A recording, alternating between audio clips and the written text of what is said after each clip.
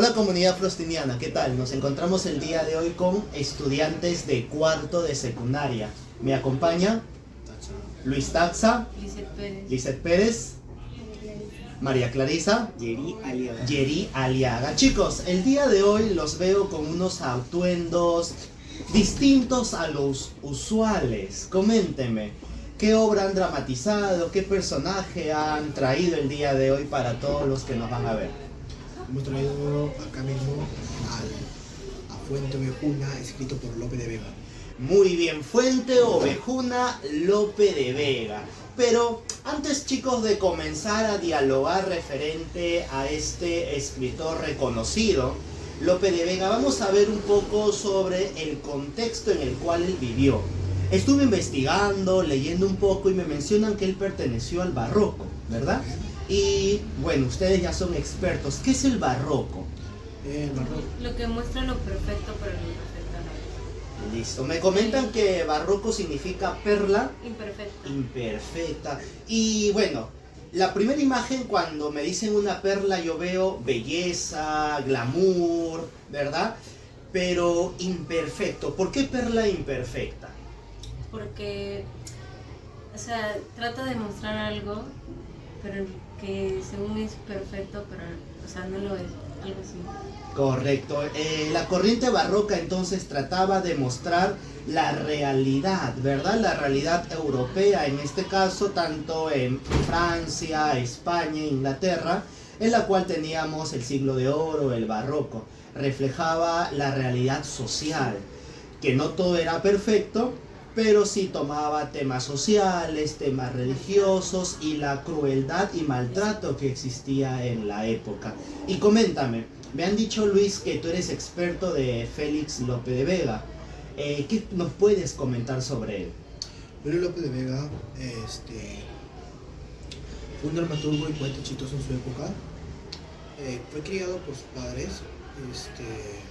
Francisca Fernández y Félix de Vega, y siendo tan solo a su corta edad de 10 años, ya tenía diferentes habilidades, lo cual era algo sorprendente, dado que venía de una familia humilde, y mayormente en esa época reinaba la nobleza, y sus estudios obviamente no fueron los mejores, pero aún así destacaba más que algunos nobles en ese tiempo. Muy bien, interesante. Ahora, me comentan que Félix Lope de Vega, como tú mencionas, no nació en una cuna de oro, pero sí tuvo oportunidades, lo cual le llevó a estudiar, ¿correcto? Tuvo estudios superiores. Pero coméntame un poco sobre su vida amorosa. Claro, su vida amorosa de Lope de Vega resalta primero que se casó con una persona llamada Isabel de Urbina, pero quien lamentablemente murió unos pocos años después por causa de una enfermedad desconocida que probablemente haya sido la peste bubónica. Y desahogándose, escribiendo poemas y escritos hacia su amada, pero esa tristeza no dura mucho, dado a que Lope de Vega se casa nuevamente con su segunda y última esposa llamada Juana de Guardo, aunque tampoco falta resaltar que Lope de Vega también tuvo diversos amantes en el pasar de su vida. Claro.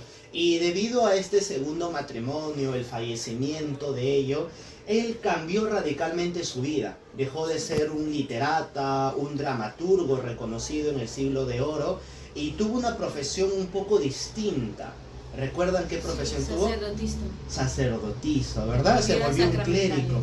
Exacto. Y coménteme, chicos, en este caso Yeri, Clarisa, Lizeth, ¿qué eran los sacramentales? ¿Eran escritos bíblicos?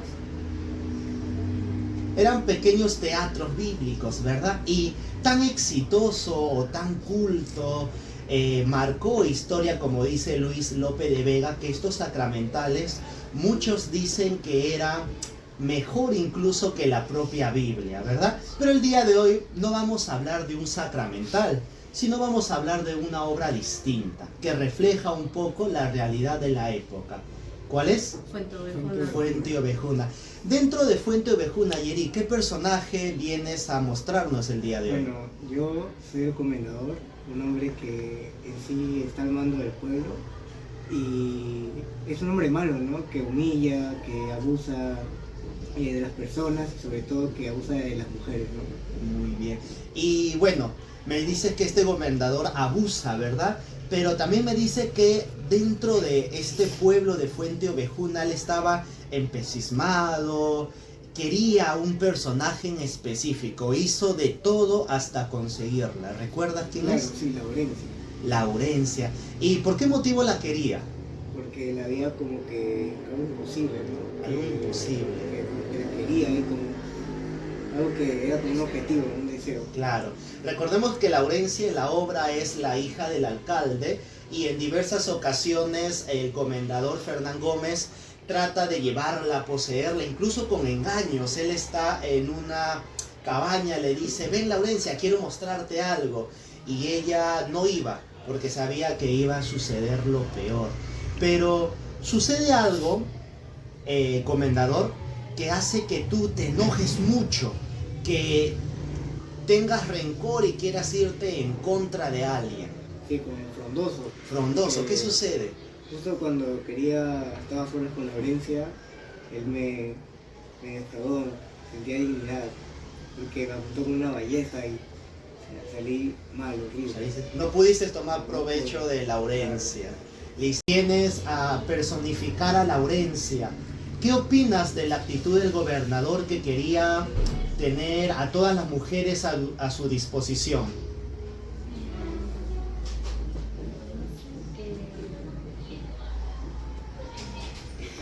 Algo incorrecto, totalmente.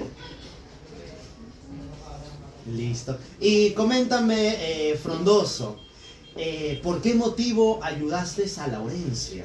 Porque yo estaba completamente enamorado de ella y quería que ella se casara conmigo. Entonces el ver que él quería poseerme y hacerme daño, no pude resistirme de salir a defenderle y que se enterara así todo esto. Claro. Entonces pudo más el amor que tú tenías por Laurencia que el gobernador haga algo en contra tuyo. Sí.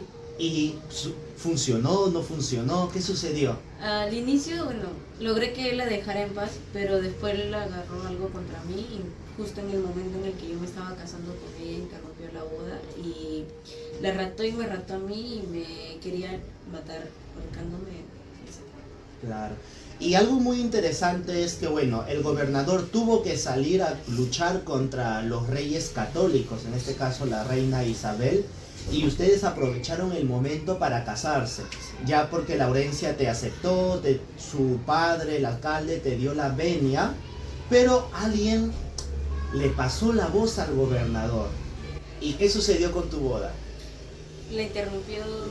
Agarró, se bajó de su caballo, me raptó, me secuestró y de ahí fue que también raptó a Laurencia para aprovecharse completamente. Y dime, ¿lograste tu cometido con Laurencia? ¿Cómo interrumpiste la boda? No, al final no pude lograrlo con Laurencia, pero derrotar a Frondoso la tuve en mi calabozo. Tuviste en tu calabozo, lo torturaste, ¿verdad? Y coméntame, Luis, una vez que el gobernador raptó a Frondoso, se llevó a Laurencia, abusó de ella, el pueblo estuvo reunido. ¿Y qué sucedió cuando el pueblo estuvo reunido?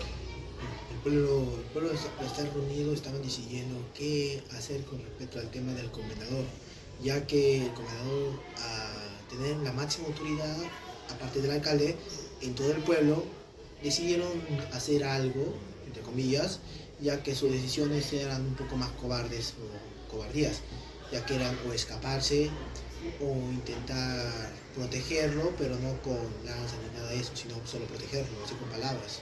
Lo cual no era una decisión muy inteligente, considerando que al comendador no le importa eso, ya que él piensa que el pueblo no tienen derechos. Correcto. Entonces ahí en esa escena interviene Laurencia, ¿verdad? Ella ingresa, Clarisa ingresa personificada, Laurencia ensangrentada, llorando, y exige algo. Exige que, porque los del pueblo no hicieron nada al respecto, al que el comendador se aprovechaba de las mujeres, violándolas, haciéndole cualquier tipo de daño y de que había secuestrado a Frondoso. Claro. Y ahí dijo que tendría que haber una solución y dijo vamos contra el comendador y todos fueron a matar. Mataron al gobernador, lo decapitaron y recuerdo que la obra menciona que colocan su cabeza, ¿no? Como Sí. señal de victoria. Pero el pueblo no solo se une, me comentan, para luchar contra el tirano, en este caso el que se aprovechaba el gobernador, sino también se mantuvo unido luego. Cuando vino de España, ¿enviaron a quién? Un tribunal mandado por la reina. Correcto. Y cada vez, ustedes son el pueblo, y cada vez que el tribunal te torturaba, te preguntaba, ¿qué respondía el pueblo? Fuentevejuna lo hizo, señor. Fuente Ovejuna, ¿verdad? Y cuando te arrancaban las uñas, te sacaban los dientes, te torturaban, ¿qué seguían diciendo? Lo mismo, Fuentevejuna lo hizo. Fuente Ovejuna, ¿verdad? Entonces, una reflexión de esta obra puede ser que el pueblo siempre se puede unir en contra de una, podríamos decir, una injusticia, algo incorrecto, ¿verdad? Por eso esa historia habla mayormente de la dignidad, la solidaridad y la unión del pueblo. Claro. ¿Y qué pudiéramos decir de Fuente Ovejuna ante la realidad que nosotros vivimos ahora? Que antes era totalmente diferente. El que tenía más poder era el que más tenía derechos, en cambio los que eran de un estrato más bajo eran los que eran maltratados, violentados, porque bueno, no podían defenderse porque no tenían ese tipo de derecho. En cambio ahora nos podemos defender cualquier injusticia que nos hagan o ese tipo de cosas. Y podemos invitar a todos en realidad en algún momento poder ser Fuente Ovejuna, ¿verdad? Sí. Cuando suceda algún percance en el salón, una injusticia por la delincuencia, por las autoridades, como pueblo podemos unirnos y luchar en contra de ello. Y algo más, Luis, coméntame sobre Félix Lope de Vega. Fue sacerdote, pero ¿qué sucedió posterior a ello? Luego de ese sacerdote fue obviamente publicado su obra Fuente Ovejuna, la cual dramatizamos, y obviamente cada estrella tuvo que caer, siempre se apaga su luz y todo eso, y tristemente murió. Resulta que algunos 2 días antes de que él muriera, se había desmayado, lo llevaron a cama, estuvo 2 días así, hasta que después de 2 días fue declarado oficialmente muerto, siendo así que nuestro dramaturgo murió. Pero claro, sus obras, como pudimos ver con el pasar del tiempo, no terminaron ahí y siguieron creciendo más, ya que, como sabemos, mayormente cuando un autor muere, sus obras son aún más conocidas por esto. Póstumas, ¿verdad? Entonces, chicos, ya finalizando este podcast, vamos a invitar a todos los que vean el video a leer qué libro. Fuentevejuna. Fuente Ovejuna. Gracias.